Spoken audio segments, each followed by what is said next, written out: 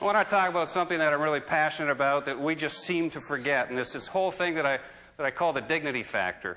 And it relates to all the design elements that we're talking about. Tell me why we can't design things that really promote independence, not only if you're elderly, but also for kids. We're doing food and beverage packaging. If you have kids, the last thing you want to do is to have to open up their juice box, their chip bag, this thing. How about independence? How about treating people with some dignity?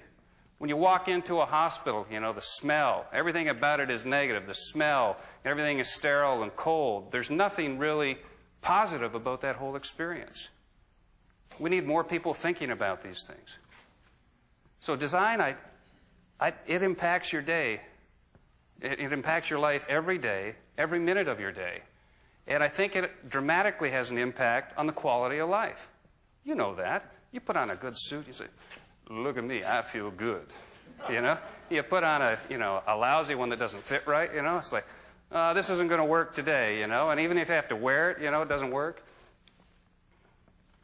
I think it makes you happy. I think it makes you relax. It definitely takes the stress out of your life. I had stress when I first got to the hotel. The high speed was down. It took an hour and a half for two people to try to figure it out before we said, new room. Okay, that doesn't work. That's one of my favorite designs. So I'm not talking about, really fancy products here. This is a pencil.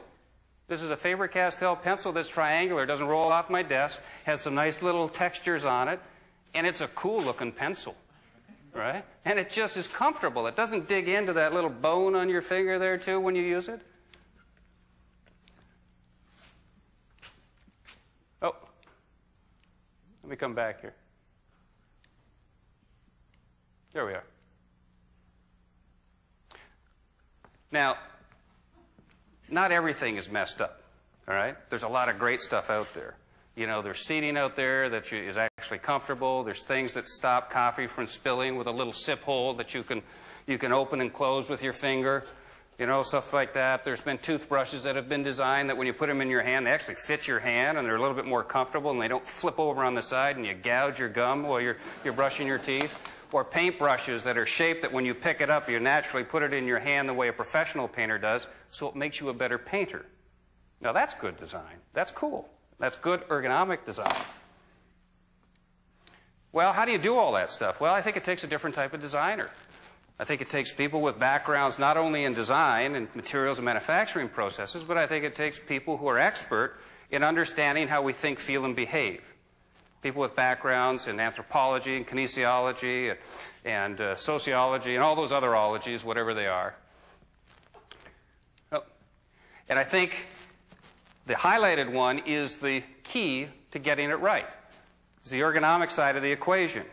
Is designing products that are intuitive, that feel good, that work well, that enhance the way that you do whatever it is you're doing.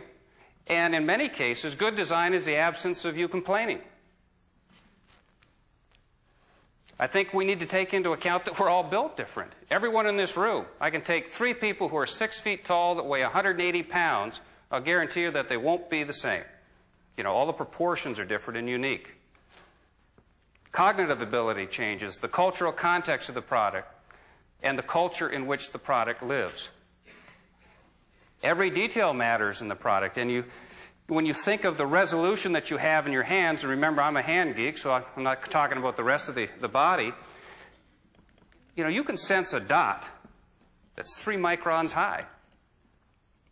Just to put that in perspective, a hair is about 50 to 100 microns.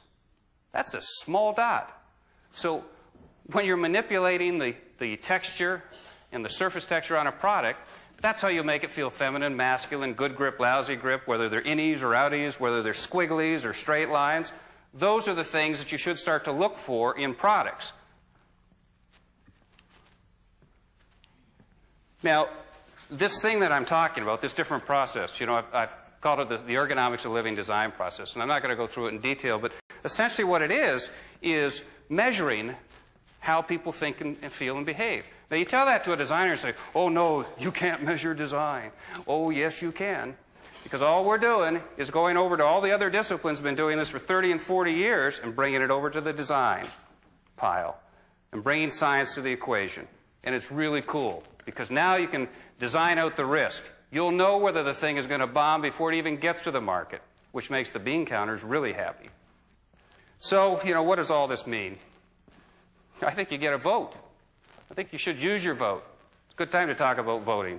Vote at the cash register. Don't put up with this crap anymore. Don't buy it. Get on the 1-800 yell line. Tell them this is bad. And let them know that.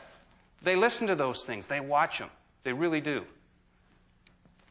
And then imagine this, that if everything you used really felt like it was designed just for you, it was perfect. Wouldn't that be cool? Everything throughout the day. Just make a list of all the products that you touch. It's kind of like, living the life of a spa throughout the entire day. What a cool idea.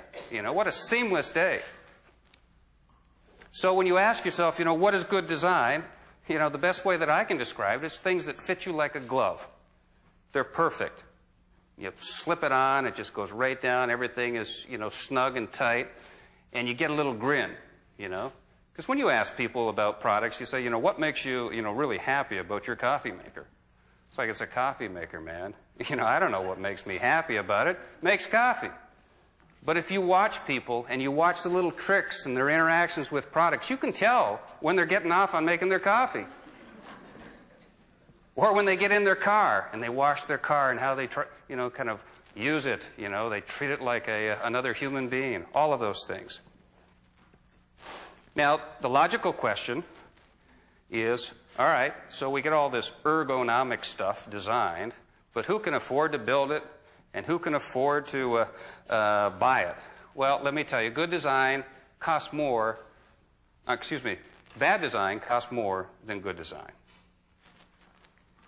Bad design permeates your house, makes you mad, you throw it out, you dispose of things before the end of the product life cycle. There's no way out of that box. So it's a poor excuse. Don't buy it from the manufacturers. So vote at the cash register, and if you can't find it, yell loud and demand better treatment. Thanks very much.